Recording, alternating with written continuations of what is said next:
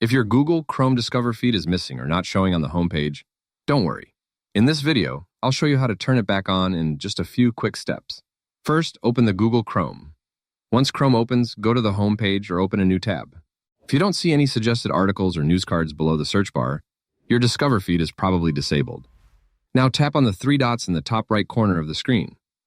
From the menu, select Customize New Tab Page. A small settings panel will appear. Here, look for the option called Discover Feed. If it's turned off, simply enable the toggle switch next to it. As soon as you turn it on, Chrome will refresh the homepage and start showing recommended articles again. These suggestions are usually based on your search activity, websites you visit, trending topics, and the type of content you interact with most often. If the feed still doesn't appear right away, try closing Chrome completely and reopening it, or refresh the homepage once. You can also sign into your Google account to get more personalized article recommendations.